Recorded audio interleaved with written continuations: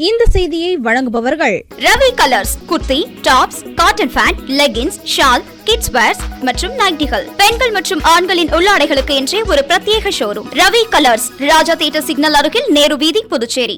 வணக்கம். முக்கிய செய்திகள்.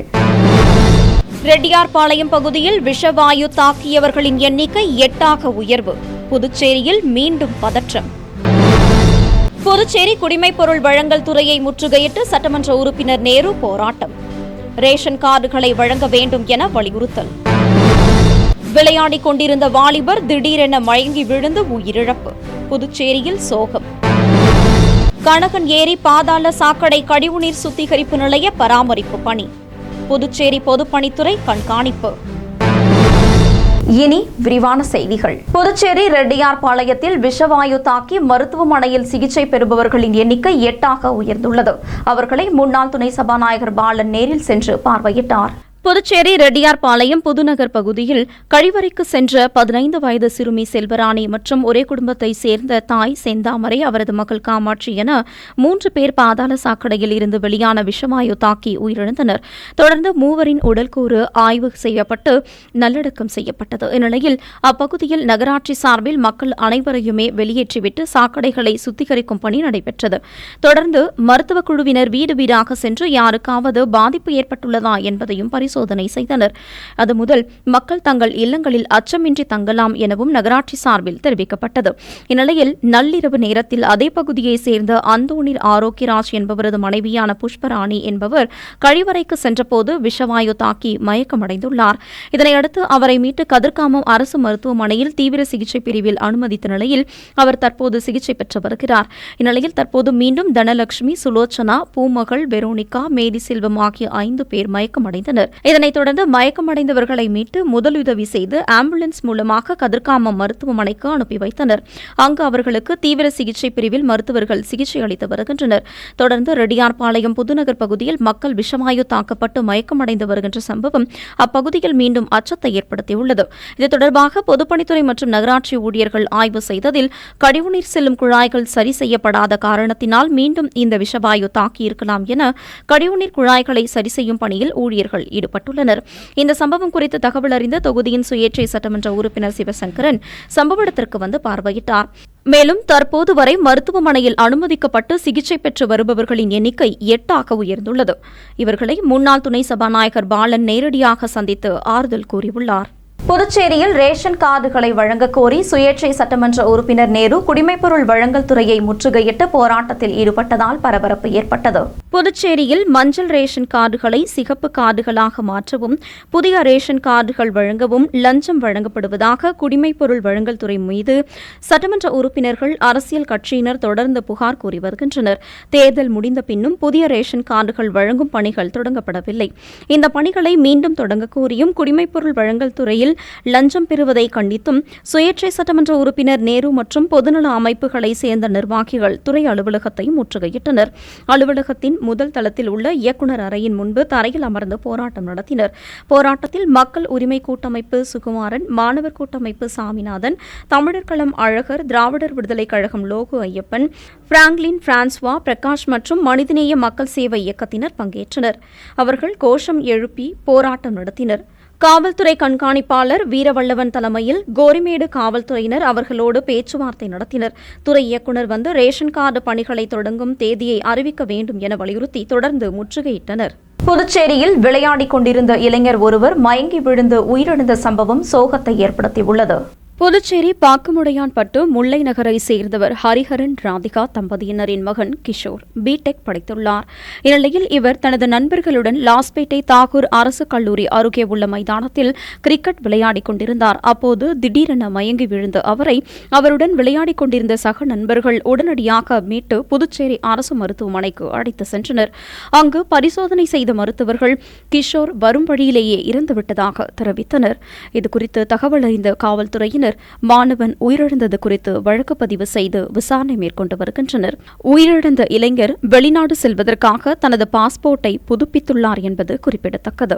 புதுச்சேரியில் நண்பர்களுடன் விளையாடிக் கொண்டிருக்கும் போது 23 வயது இளைஞர் திடீரென மயங்கி விழுந்து உயிரிழந்த சம்பவம் புதுச்சேரியில் பெரும் பரபரப்பையும் அதிர்ச்சியையும் ஏற்படுத்தியுள்ளது. ரெட்டியார்பாளையம் பகுதியில் விஷவாயு தாக்கி 3 பெண்கள் உயிரிழந்த சம்பவத்தின் எதிரொலியாக புதுச்சேரி கனகன் ஏரி பாதாள சாக்கடை கழிவுநீர் சுத்திகரிப்பு நிலைய பராமரிப்பு பணிகள் பொதுப்பணித்துறை கட்டுப்பாட்டின் கீழ் கண்காணிக்கப்பட்டு வருகிறது. புதுச்சேரி ரெட்டியார்பாளையம் புதுநகரில் கழிவறையில் இருந்து வெளியேறிய விஷவாயுவால் 16 வயது சிறுமி உள்ளிட்ட 3 பெண்கள் பரிதாபமாக உயிரிழந்தனர். புதுநகரில் இருந்து 100 மீட்டர் தூரத்தில் கனகன் ஏரி கரையில் பொதுப்பணித்துறையின் பாதாள சாக்கடை சுத்திகரிப்பு நிலையம் 2019ஆம் ஆண்டு முதல் செயல்பட்டு வருகிறது. இதை தனியார் நிறுவனம் பராமரித்து கழிவுநீர் சுத்திகரிப்பு செய்கிறது. பாதாள சாக்கடையில் வீடுகளில் இருந்து வெளியேறும் கழிவுகள் மட்டுமே வர வேண்டும். ஆனால் கனகன் ஏரி பாதாள சாக்கடை சுத்திகரிப்பு நிலையத்திற்கு மருத்துவக் கல்லூரி மருத்துவ கழிவுநீர், மேட்டுப்பாளையம் தொழிற்சாலை கழிவுநீர் வருகிறது. இவற்றை சுத்தம் செய்ய முடியவில்லை. தொழிற்சாலை கழிவுநீரை தடுக்க வேண்டும் என தனியார் நிறுவனம் பொதுப்பணித்துறைக்கு கடந்த ஆண்டு அறிக்கை அனுப்பியது. இந்த நிலையில் கழிவுநீர் சுத்திகரிப்பு நிலைய ஆபரேஷன் பணி பொதுப்பணித்துறையின் கண்காணிப்புக்கு வந்துள்ளது. கனகன் ஏரி பாதாள சாக்கடை வளாகத்தில் பொதுப்பணித்துறை இளநிலை பொறியாளர்கள் அலுவலகம் உருவாக்கப்பட்டுள்ளது. அங்கு கழிவுநீர் சுத்திகரிப்பு நிபுணத்துவம் பெற்ற தனியார் பொறியாளர் தலைமையிலான குழுவினர் கழிவுநீர் சுத்திகரிப்பு பணியை மேற்பார்வை செய்து வருகின்றனர். புதுச்சேரி அரசு வேளாண் மற்றும் விவசாயிகள் நலத்துறை மூலம் உயர் ரக சாகுபடி செய்யும் விவசாயிகளுக்கு ஊக்கத்தொகை வழங்கும் நிகழ்ச்சியினை முதலமைச்சர் ரங்கசாமி சட்டப்பேரவையில் துவக்கி வைத்தார். புதுச்சேரி அரசு வேளாண் மற்றும் விவசாயிகள் நலத்துறை மூலம் செயல்படுத்தப்படும் பயிர் உற்பத்தி திட்டத்தின் மூலமாக உயர் ரக நெல், பாரம்பரிய நெல், கரும்பு, மணிலா, எள், பயிறு வகைகள், பருத்தி, சிறுதானிய பயிர்கள் மற்றும் தீவன புல் சாகுபடி செய்யும் விவசாயிகளை ஊக்கப்படுத்தும் விதமாக அவர்களுக்கு உற்பத்தி ஊக்கத்தொகை வழங்கப்பட்டு வருகிறது.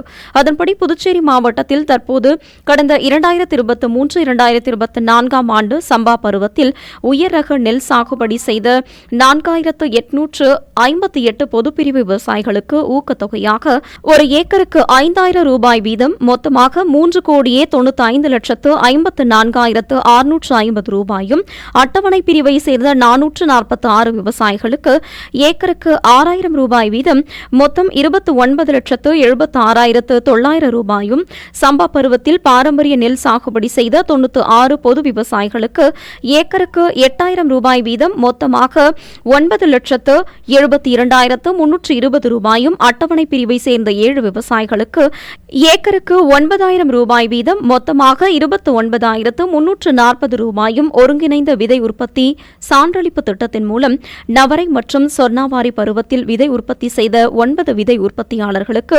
1,54,080 ரூபாயும் ஆக மொத்தம் 5,416 விவசாயிகளுக்கு 4,36,87,290 ரூபாய் அளவிலான ஊக்கத்தொகை வழங்கும் நிகழ்ச்சி முதலமைச்சர் ரங்கசாமி சட்டப்பேரவையில் தனது அலுவலகத்தில் தொடங்கி வைத்தார்.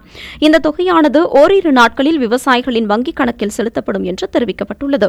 மேலும் விவசாயிகளுக்கு தேவையான டிராக்டர், பவர் டில்லர், நெல் நடவு இயந்திரம், களையெடுக்கும் இயந்திரம் மற்றும் மேம்படுத்தப்பட்ட உபகரணங்களை வாங்க மானியம் வழங்கும் திட்டத்தின் கீழ் இந்த ஆண்டு முதல் தவணையாக மத்திய அரசிடமிருந்து பெறப்பட்ட 25 லட்சம் ரூபாய் நிதியில் புதுச்சேரி பிராந்தியத்தை சேர்ந்த 12 பயனாளிகளுக்கு பணி ஆணையினை முதலமைச்சர் வழங்கினார். இந்நிகழ்ச்சியில் வேளாண் துறை அமைச்சர் தேனி ஜெயக்குமார், வேளாண் துறை இயக்குநர் வசந்தகுமார் மற்றும் துறை அதிகாரிகள் கலந்து கொண்டனர். புதுச்சேரி கடற்கரையில் உயிரிழந்த மாணவர்களின் குடும்பத்தினருக்கு கருணை நிதி உதவித் தொகையை முதலமைச்சர் ரங்கசாமி சட்டப்பேரவை வளாகத்தில் வழங்கினார். புதுச்சேரி சாரம் டிஆர் நகரை சேர்ந்த சீனிவாசன் என்பவரின் 2 மகள்கள் மேனகா மற்றும் லேகா ஆகியோரும், சாரம் பாலாஜி நகரை சேர்ந்த செந்தில்குமார் என்பவரது மகன் கிஷோர் மற்றும் எல்லைப்பிள்ளை சாவடியை சேர்ந்த முருகையன் என்பவரது மகன் நவீன் ஆகியோர் கடந்த ஆண்டு டிசம்பர் 31ஆம் தேதி அன்று புதுச்சேரி பழைய துறைமுக பகுதியில் கடற்கரையில் விளையாடிக் கொண்டிருந்த போது கடல் அலையில் சிக்கி பரிதாபமாக உயிரிழந்தனர். இந்நிலையில் உயிரிழந்தவர்களின் குடும்பங்களுக்கு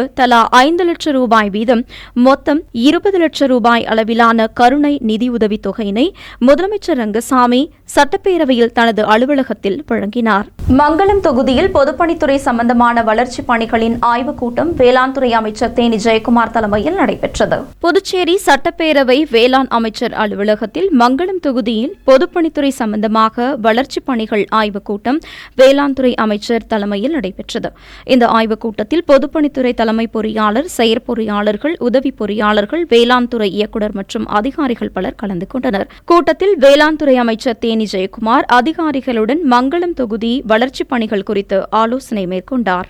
புதுச்சேரியில் கழிவுநீர் விஷவாயு விபத்தை அரசு திசை திருப்ப முயற்சி செய்வதாக இந்திய கம்யூனிஸ்ட் கட்சி மாநில செயலாளர் சலீம் குற்றம் சாட்டியுள்ளார். புதுச்சேரி ரெட்டியார்பாளையம் புதுநகர் பகுதியில் கழிவறையில் இருந்து வெளியான விஷவாயு தாக்கி மாணவி உள்ளிட்ட 3 பெண்கள் உயிரிழந்தனர். தொடர்ந்து அப்பகுதியில் பலர் விஷவாயு தாக்கி மருத்துவமனையில் சிகிச்சை பெற்று வரும் நிலையில் இந்திய கம்யூனிஸ்ட் கட்சி புதுச்சேரி மாநில செயலாளர் சலீம் வெளியிட்டுள்ள கண்டன அறிக்கையில் இந்த பகுதியில் பாதாள சாக்கடை திட்டம் சரியாக அமைக்கப்படவில்லை என்றும், குறிப்பாக புவியீர்ப்பு அடிப்படையாக கொண்டு அமைக்கப்பட்ட குழாய்கள் சரியாக புதைக்கப்படவில்லை, கணக்கன் ஏரி சுத்திகரிப்பு நிலையத்தை நோக்கி தாழ்வாக அமைக்கப்படவில்லை என்று குற்றம் சாட்டியுள்ளார்.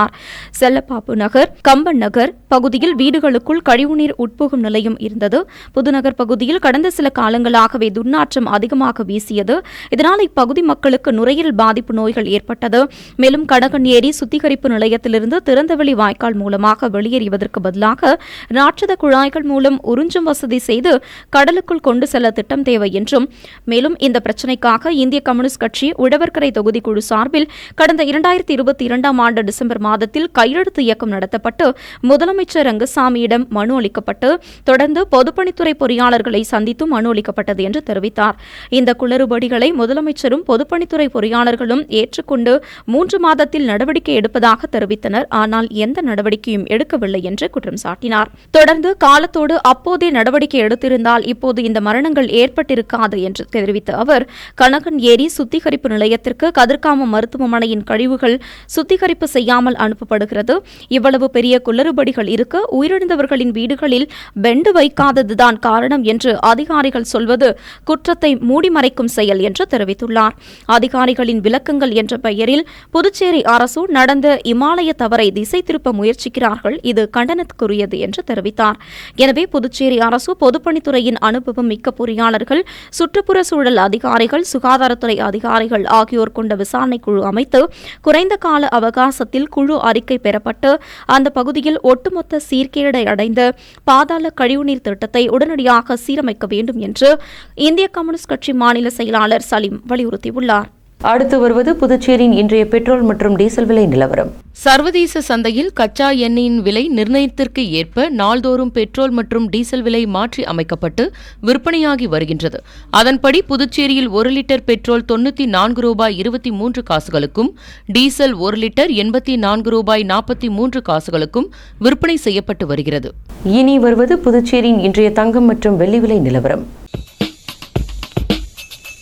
இன்றைய தங்கம் வெள்ளி விலை விவரம். புதுவையில் இன்றைய தங்கம் வெள்ளி விலை விவரம் வழங்குபவர்கள் முத்து கோல்ட் ஹவுஸ், பாண்டிச்சேரி. தங்கம் 1 கிராம் 6615 ரூபாய். இன்றைய தங்கம் வெள்ளி விலை விவரம். வெள்ளி 10 கிராம் 922 ரூபாய். இத்துடன் AMN செய்திகள் நிறைவடைந்தன. வணக்கம்.